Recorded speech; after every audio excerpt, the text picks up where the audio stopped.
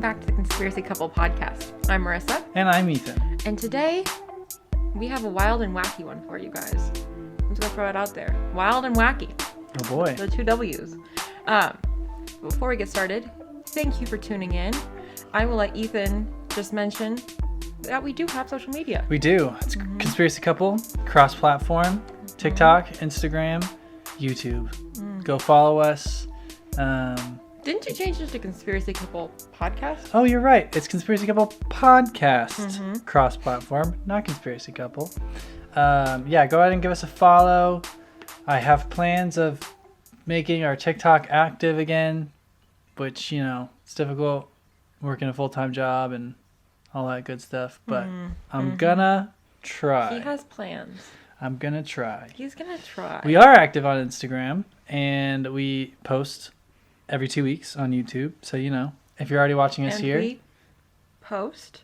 You said we are active on Instagram, and we post. On YouTube. I know, but the way you said it was just kind of funny. Oh. Anyway, subscribe if you are watching on YouTube, because why not? You know, you like this, you might like more. Go ahead and watch our old videos if you want. Give this one a like if you like it. If you don't like it, give it a like. Leave us a comment letting us know what you think about today's episode. If you have any future ideas, you can send them to us on Instagram and on TikTok, or just leave us a comment in the YouTube. But that's how you can find us and reach us and talk to us. Take it away, Marissa. Okay. What do we got today? So before we get into our topic, I had been exposed to a conspiracy theory. And I don't know if this is conspiracy news or if this is just like Marissa reiterates her half-baked conspiracies. Conspiracy. It's a mini conspiracy. Yeah, mini conspiracy. So have y'all noticed that eggs are like stupid expensive? Of course they have. Everybody's right. noticed Everyone's noticed that. Like there is no. It's insane that you go to the grocery store and you're a gallon. Is it a gallon of eggs or a dozen eggs? It's definitely not a gallon. A dozen eggs is $8. Right. That's insane. So I was listening to watching another podcast, and they were talking about this conspiracy involving the price of eggs and why the price of eggs is so outrageously high. And I'm going to get into, you know, what they said, some of the evidence. Just do it. Okay. So we all know that there's been like a shortage of eggs, and that's why the price of eggs are so high. So one thing that a lot of people have brought up who own chickens is that their chickens have not been producing. That all of a sudden their chickens will be producing, and this is not like big farms. This is like people who have chickens, people who just like own a couple and get their own eggs from their chickens. So they noticed that their chickens have just not been producing. And they noticed that this started happening around November. November, they noticed that their chickens started producing less. Not none, but just like less. So on this YouTube video, all the comments were like, yes, I have chickens. I used to get, 8 eggs every morning, or I used to get 18 or 19 eggs every morning. Then I started getting 1 or 2. And then in January, they started getting no eggs. And so they noticed like, okay, well, maybe I'll try exposing them to more sunlight. Maybe it's the cold weather. Maybe if I bring in a heat lamp, then that will encourage them to produce more eggs. Maybe if I ferment their food, it will help them to increase more eggs. Nothing. And then it came out, so like one of the big suppliers of eggs is the brand Land O'Lakes. So people started to notice, okay, well, what if it's something in the chicken feed that is being fed to the chickens that is causing them to underproduce? So Purina is one of the main suppliers of chicken feed. And so they make the most commonly used chicken feed. Purina is owned by the same company that owns Land O'Lakes.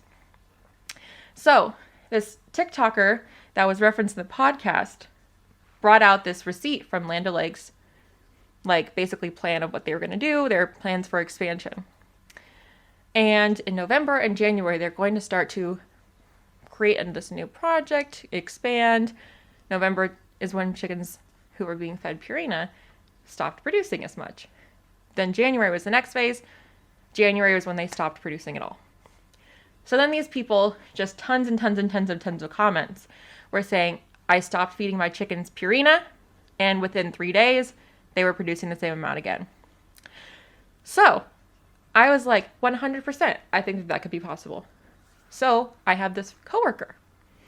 And this coworker had brought in eggs for another one of our coworkers from her family's chickens. And obviously, her family's chickens were able to produce eggs, considering she had enough to bring to a coworker. So I had coffee with her today. And I told her about this conspiracy theory. And I said, what brand of feed does your family use for their chickens? And she said, oh, they buy this like specialty one that this little tiny store makes. Everyone in that town uses this specialty one. And they have had no problems producing eggs. And she's like, but I do know that other people who who live in this area have had problems getting their chickens to produce. And because that was my confirmation was like, she has eggs, what brand does she use? So that's my half-baked theory. If you were able to follow that, good on you, because I already knew what that was, and that was really hard for you to follow. Do you think I should link the... I don't know. No. I just think it's a good thing that you write down and plan out our episodes, because that was just very difficult to follow. You were bouncing around everywhere. It made perfect sense in my head. You were like, okay, in November, they stopped, and then Purina, and then I don't even know if you said that Purina is owned by Land O'Lakes. I did.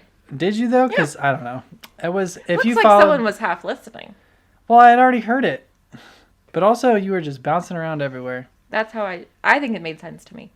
Do you Let guys us know think if that it made sense to there's you. something going on with the chicken feed, or do you think that it just is what it is, and that was like a completely unhinged rant? It could have been. Well, I think it could be true, and that also could have been a completely unhinged rant at the same time. I just want to know what you guys think, because Anyway, it makes sense to me. that was the mini theory. That was the mini theory.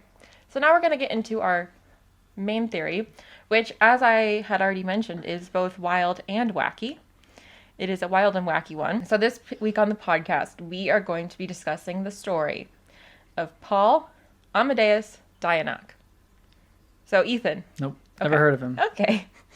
So, we are going to be talking about this man's life, this man's experience with supposedly time travel. Ooh. So we're going to start in 1924 with Paul Dienach, who is a German language teacher in Greece. So he's living in Greece and he's teaching German. Is he originally from Germany, or is he from Greece? He is originally from Switzerland. Oh. So he is also, unfortunately, dying of tuberculosis. Oh, TB. So since he realizes that he is coming to the end of his life, he decided that he wants to return back to his home in Switzerland, where he can live out the rest of his time in his homeland. Fair. I'd personally stay in Greece, but I guess I'm not from Switzerland. Maybe if I was from Switzerland, I'd rather go home. Right. So before he leaves, he decides that he is going to give some of his notes and some of his writings to one of his favorite students, a man named Georgios Papahatskis.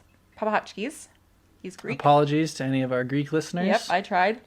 So he gave these notes I wouldn't be able to do any better. Yeah, he gave these notes to him because he had the intention that Georgios would continue his studies by translating these writings and these journal entries into German.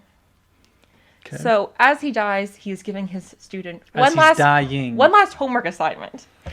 So well, yeah, that's fair. That's he's true. like forever a teacher, I guess. Forever a teacher.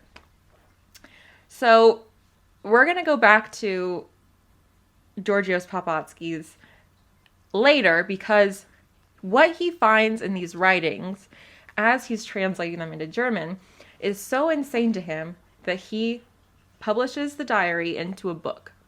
Oh. And so that's how we come to get this information. Interesting. So we'll get there. That's a little teaser. Yes, it's a little teaser. So when he begins translating the notes, he's just shocked. Completely shocked. At first, the claims that Dienach made in his notes were so outlandish that Georgios thought that it was a science fiction book. I just assumed it was just like when in terms of notes, I just thought it was like teaching notes Right. when you said that, but apparently it's just like everything he'd been writing for the last Yeah, however just many his years. diary.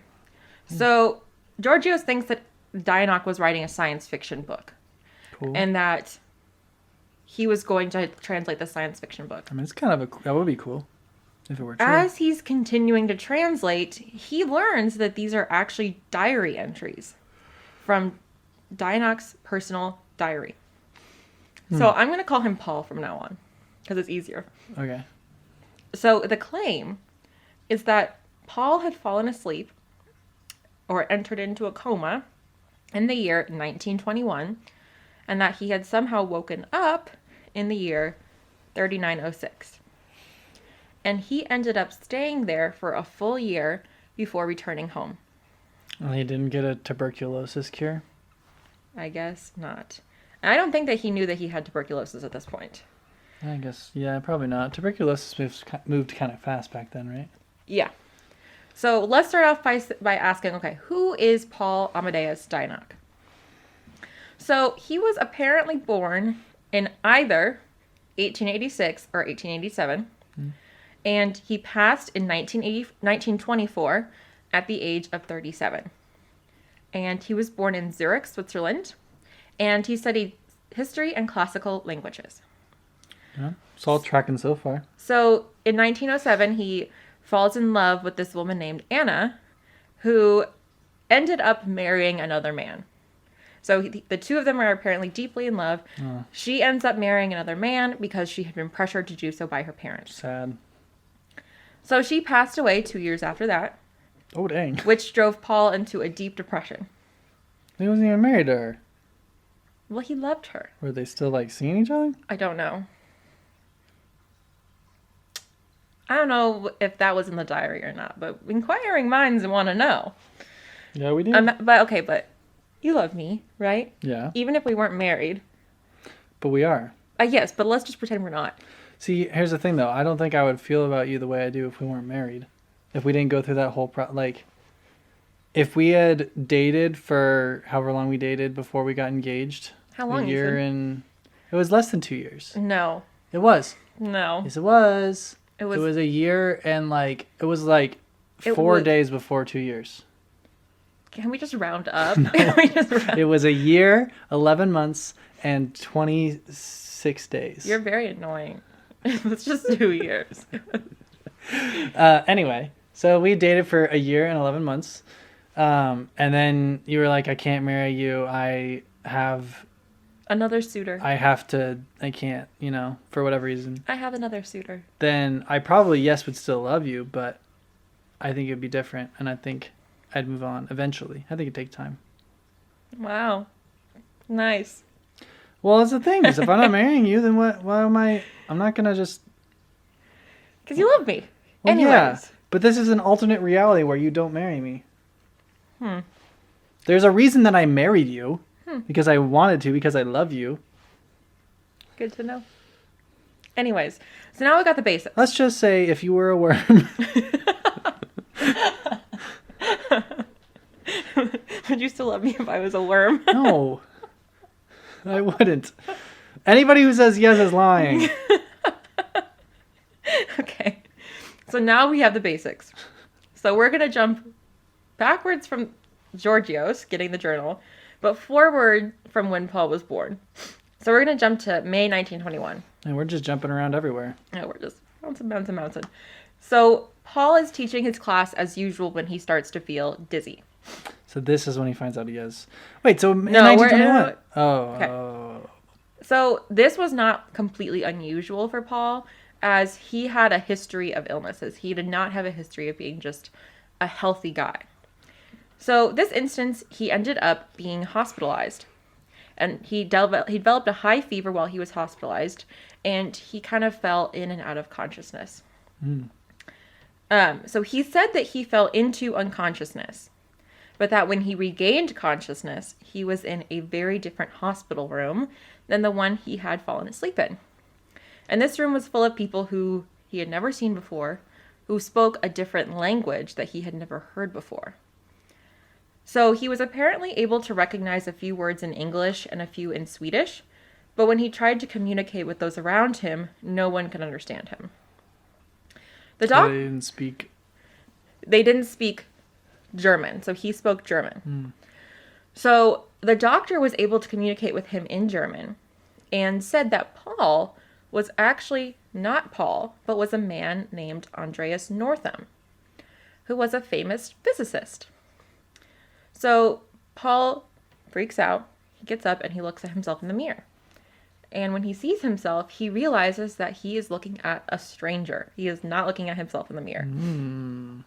So he obviously gets upset and he starts sobbing. And he says that he just wants to go back home. He wants to go to Switzerland. It's then that the staff asks him what year it is. And he says 1922. The doctors then look at each other. Didn't he get into a coma in 1921? Yeah. I heard 1922, but then I was like, well, it's 1921. So I think he said 1921 or 22. The dates are a little fuzzy. So the doctors, you know... And there's all this information's coming from his diary. His diary. Right. Yeah. So the doctors look at each other, and then they say, my dude. They said, my dude? And 3906, they're saying, my dude. How do you say that in German? I don't know what they say. My dude. It's 3906. And he looks through the window of the hospital room he's in.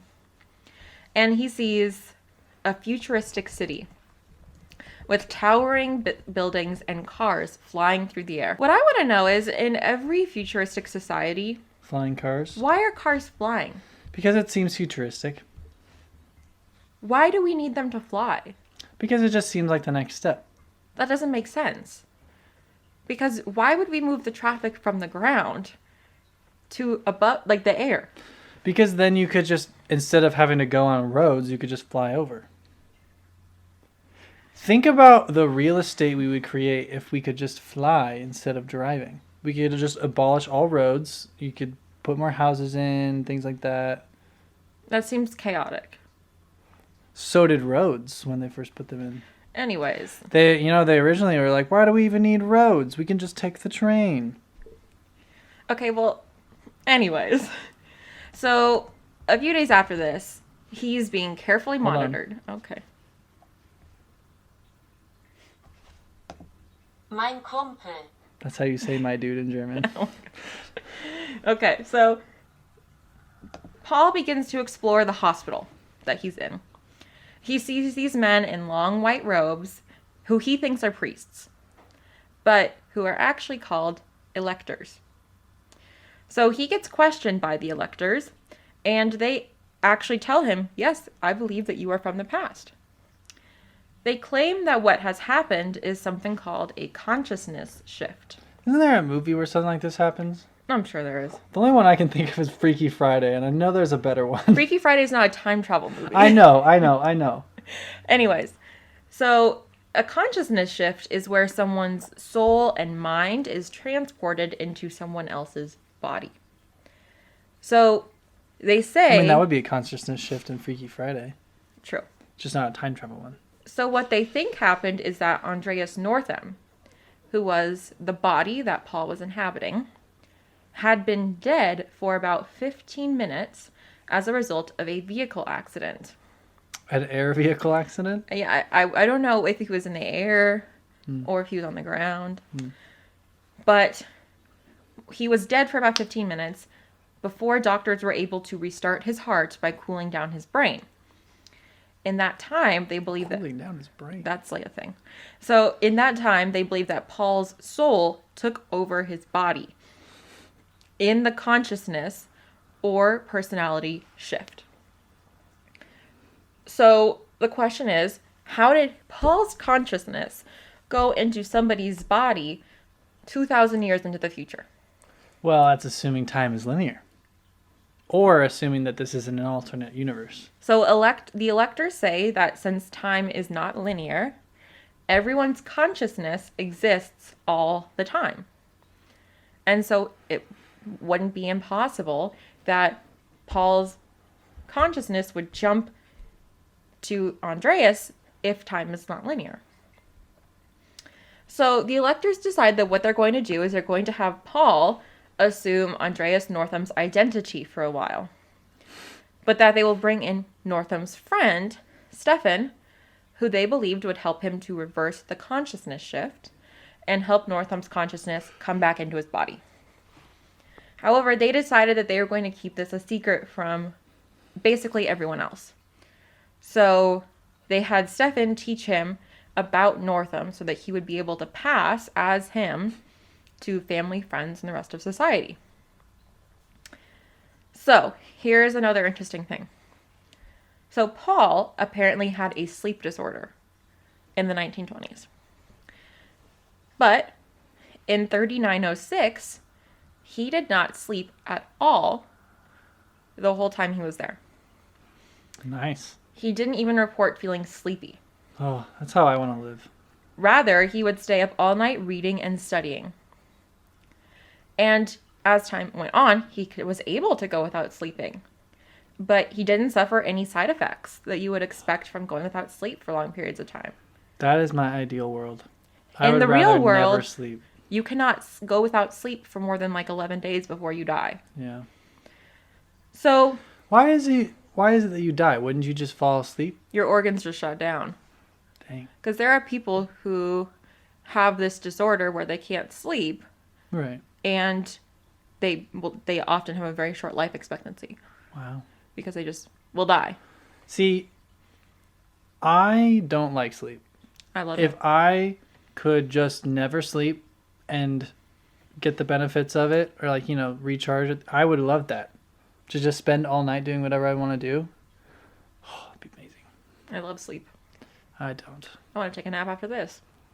Anyways, so Paul was allowed to learn about the past, but he was not allowed to learn about anything in the 20th century because they didn't want him to learn about anything he could possibly have a hand in changing. So he's allowed to learn about anything, but he can't learn about like World War II. Feels like, I guess if you want to, well,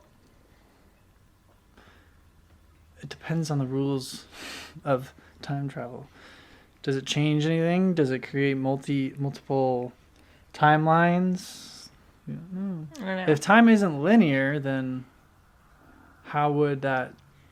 That's But interesting. he's not allowed to learn about anything that he could possibly change. Fair.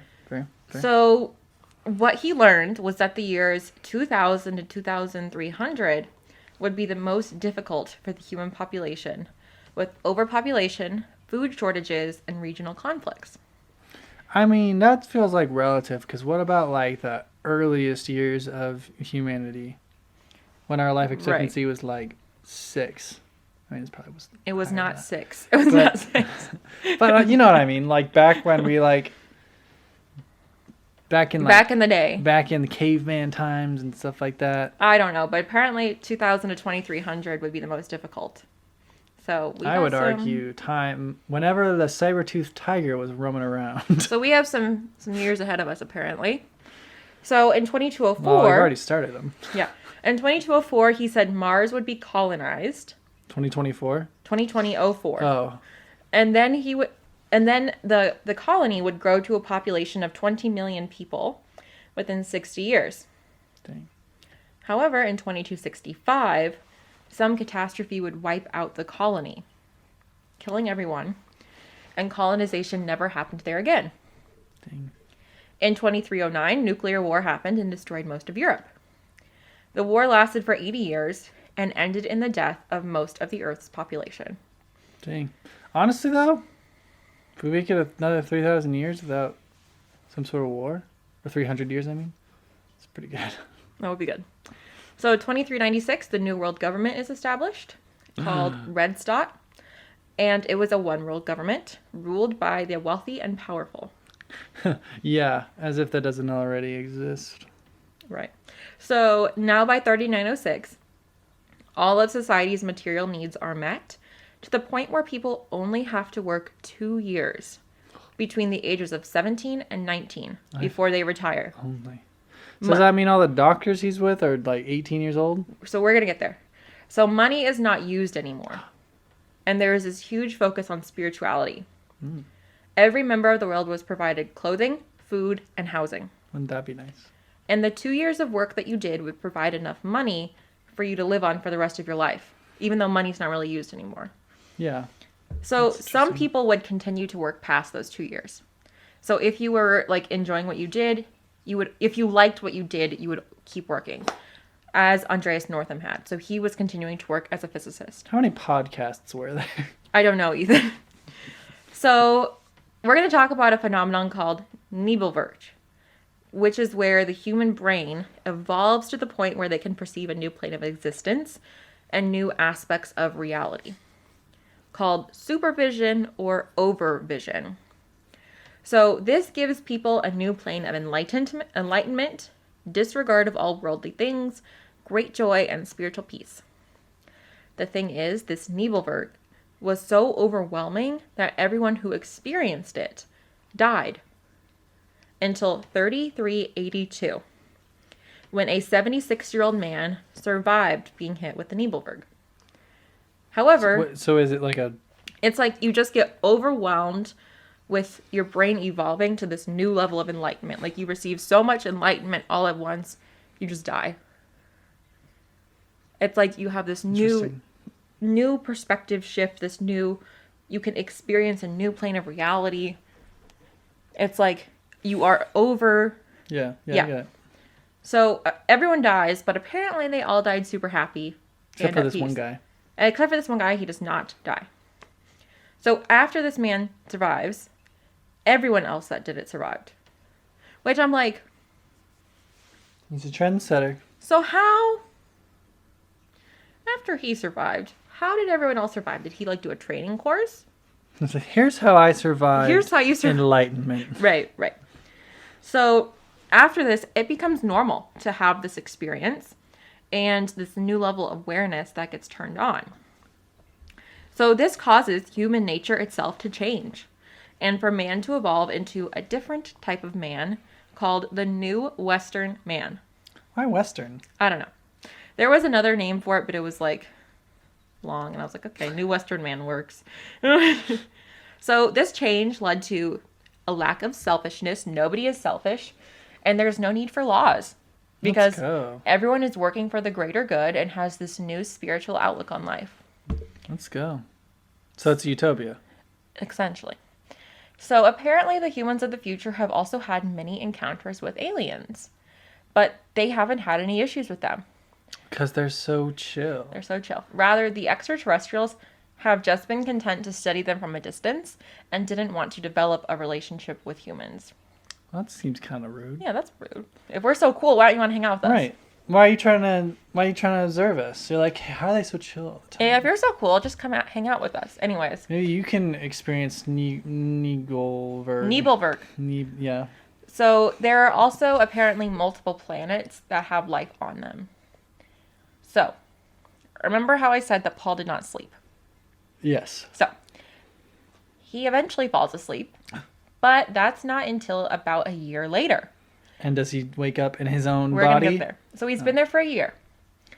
And he runs into a woman who he believes is the reincarnation of Anna. So reincarnation exists? Yes. So he thinks that this woman is the reincarnation of Anna. So they are hanging out. Her name is probably Anna. Anna, whatever. So they're hanging out. Andreas and Anna are hanging out. Well, no, this isn't Anna. This is the reincarnation. The reincarnation of Anna. I don't Whatever know her what her name name was. is. Whatever her name is. And so apparently, she had made a promise to him in a past life, in the only past life where they had interacted. And she fulfilled that promise. Which was? I don't remember. But she fulfilled that promise. Listen, this episode was hard for me to put together because I was like, too wacky. I was so confused. I was like, okay. So she fulfills this promise, and when he goes home that day, he realizes that he's starting to feel sleepy for the first time in a year. It's the plot of every time loop or time loop rom-com where you're stuck in a time loop and you're like, you think you have to do a specific thing, but all you really had to do was find love. And then love breaks the spell, and you're not stuck in the same day over and over. Mm-hmm. Yeah. So he starts feeling sleepy. He goes home, and he notices that he has that same feeling, that like dizzy feeling he had before he lost consciousness in 1921. So he finally falls asleep, and when he wakes up... He's in 1921. 22. Oh. Because he wakes up in the year 1922.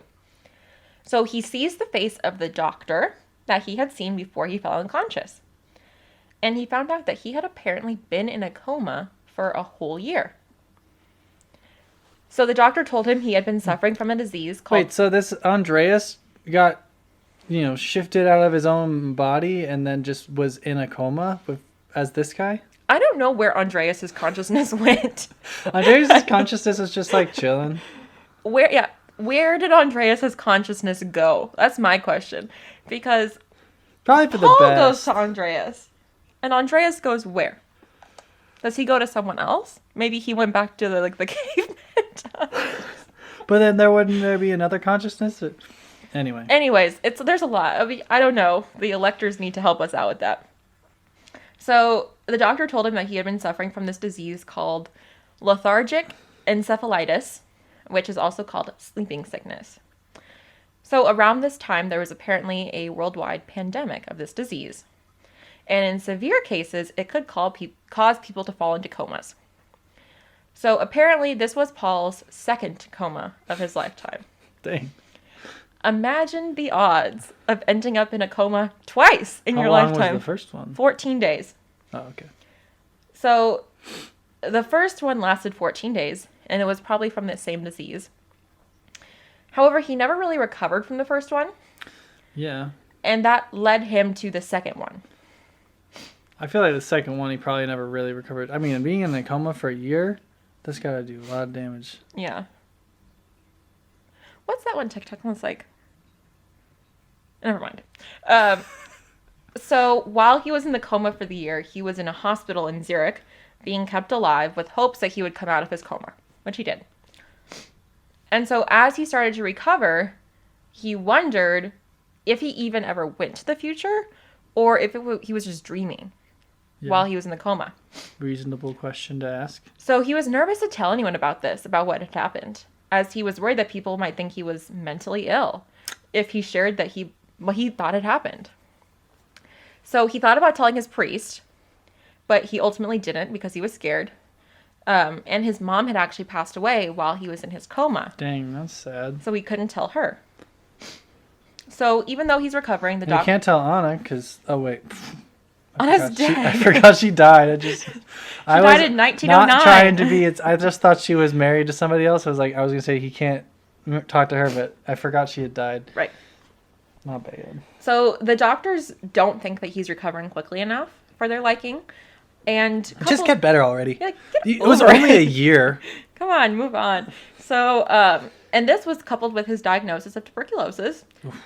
So they recommended he go to Greece to continue his recovery in hopes that the climate in the Mediterranean would help his prognosis. I don't feel like it would. No, okay, but think about this. So the Mediterranean lifestyle, the Mediterranean diet. People in the Mediterranean do tend to live longer, healthier lives on average than people in like America or in other countries in Europe. And so people, they question like, is it the diet? Is it the weather? Is it the whatever? But maybe they're just better. But as a medical professional, I think it's a combination of a lot of things. Like the diet does help because it's a very healthy diet. The pace of life also helps. And then the climate, like warmer weather helps people, who are dealing with certain illnesses. Like I remember when I had my wisdom tooth out and the doctor told me that I should live in a drier climate because of my sinuses were small. He's like, you need a drier climate. Anyways, so they send him, and think about like older people. Their doctors will say, move to Arizona, move to Florida. It's warmer. Yeah. So. But again, I don't feel like that would help with tuberculosis, was my point. Probably not. So while he's living in Greece, he is teaching these lessons in the German language to help make money. Right. So he starts to keep a diary about his memories from when he went to the future as a way to kind of understand and rationalize what had happened to him, as well as feeling like he had someone to talk to about this, because he hadn't talked to anyone about it. And therapy didn't exist yet. Right.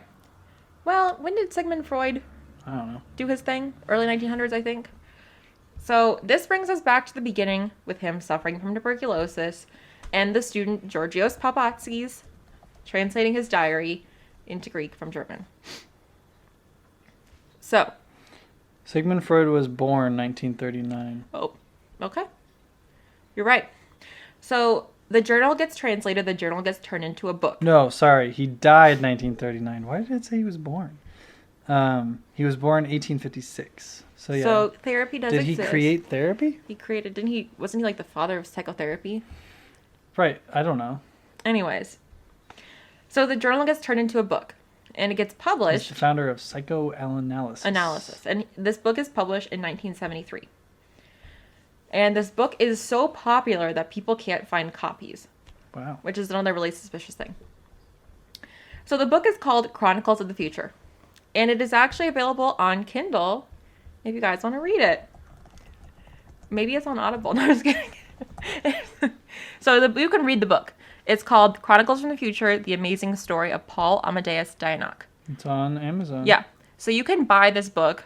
It's from 1940. Mm-hmm. And so people believe that this book and another book written by Georgios in the future were prevented from being distributed to keep the information from the public. Apparently, in the 14 years that Papatskis spent translating the book, not only was the journal confiscated by the Greek government, but was also confiscated by Freemasons because they felt the journal held secrets that were too powerful to let out into the public. What are you doing? Looking at the author. Achilles Sergius. It's the author, apparently. Anyways. So, what exactly happened here? Let's get into some theories about what happened. This is the only book he's ever written. So, one of the theories... It was a dream. Thanks for stealing my thunder. I just assumed that he was having very vivid dreams while he was in his coma, and that he believed it to be a reality. So, it is possible to dream while you're in a coma. Some people think that it's not. In some types of comas, you don't dream, but in some you can. And so the question is, was this one of those comas where you can dream? Another theory is that he was telling the truth. He actually traveled into the future and experienced all of the things that he claimed to experience. I just want to know where Andreas went. So, some proof for this theory. There was a book written about the experience. There's no way to prove it. Right. And the book does have a lot of details. It has a lot of names, dates, events. Right. Of things that haven't happened yet. So. Right.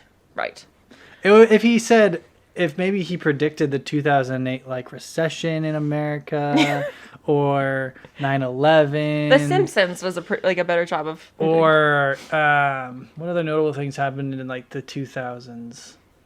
Because he wasn't allowed to do anything with like World War II, so that wouldn't have been. I don't know. I can only think of things that happened in America because I'm American. That's true. I'm sure something else has happened in the world. Yes. I mean, there's been like obviously bombings and things. Wasn't there one in like Paris? There's been many bombings. There was one in Paris. Anyway, he could have, London. if he had predicted anything like that has already happened, then you could say, yes, there's evidence. But if there's no evidence, because he wrote about things that happened way beyond now. Yeah. The book did detail some futuristic technology, such as the internet and some medical technologies that we use today. It also discussed flying cars and teleporters, but we still have some time to get there with the flying cars, even though I don't think they're really necessary. I'm not saying that. You know who I think, the only instance I think that flying cars would be necessary? Emergency responders. It does feel like there should be something in between a plane and a car. I mean, I know helicopters exist, but like, something that's like, because you fly a plane to go longer distances. You drive a car to go shorter distances. What about like medium distances? I'd like something A car. that could take us to my parents' house. Which is a 3-hour drive and could get us there in like an hour. Now, if I could fly my car there or something like that, that's all I'm saying, The only time that I think that flying cars would really matter is emergency responders. I mean... Because I don't want to crowd the airspace for emergency responders. Well, you'd pull over to the side of the air when the emergency responders... People don't pull over to the side of the road. Yeah, that is a problem where we live. People don't seem to understand how to pull over when a right. The amount of times I've by. seen like cars just keep driving and just actually change lanes to block the ambulance. I'm like, you're side supposed to eye. Pull over to the side of the road and stop. I'm like, side eye. Anyway. Side eye. Anyways. Any other theories? Yes. So another theory is, did Paul Amadeus Dienach even exist? Was he even a real person? Oh, like the entire book is fiction? Mm-hmm. So, in every account of the story, they use the same photo of Paul Dienach when they are discussing it. Oh, yeah. And you could probably put it up right here. Okay. So, the problem is, this photo is actually not of a man named Paul Dienach. It's actually a mugshot of a man named Daniel Lowhill. So Daniel Lowhill was a man who was arrested for theft in New Zealand. So this picture that they use as Paul is a different guy. It's a guy named Daniel. So there's also no records of anyone by the name Paul Dienach, either in the city he lived in or the city he taught in. Now, the publisher of the book said that he tried to track him down later in his life, but that he couldn't get in touch with him. He also claimed that Dienach had actually fought for Germany in World War I, and so he had changed his name shortly after because of this, which would explain why there were no records of him. Also, the location of where Paul died has been kind of wishy-washy by the student, saying he either died in one place, or he died in another, or he died on the way to this place, and he wasn't firm in the location. Now, it is possible that the student just knew he was dead, but didn't know where he had died. And, I mean, he was a student and not a close family member, so that makes sense. But also, the original journal has never been produced. Yeah, it's not good. So, evidence. Giorgio said that the journal was taken by Greek soldiers from the home he was staying in and never returned from him. Why would this? What are the soldiers doing? Because the notes were in German, and it was during a war, and so they were suspicious of notes that were in German. So the soldiers said that they would return it to him once they were able to investigate the journals, but they never returned it to him. Right. Also, this book is similar to a popular science fiction book by H.P. Lovecraft called A Shadow Out of Time. So the book is written in the style of a diary and tells the story of a man who goes into a coma and wakes up in the past. Did Shadow Out of Time come out first? Let's look.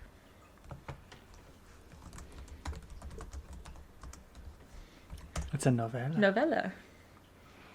So this book came out in June 1936. And when did... This came out in the 70s.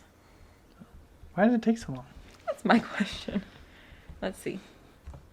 Let's look at Chronicles from the Future. Come on.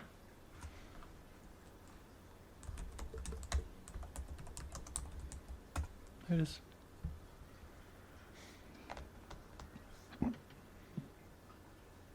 Originally published 2016, it says. I don't think that's true. Let's go to Amazon.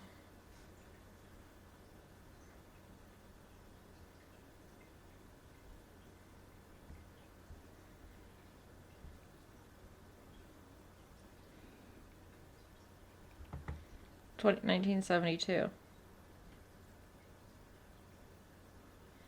Wait, what do you mean? 1972.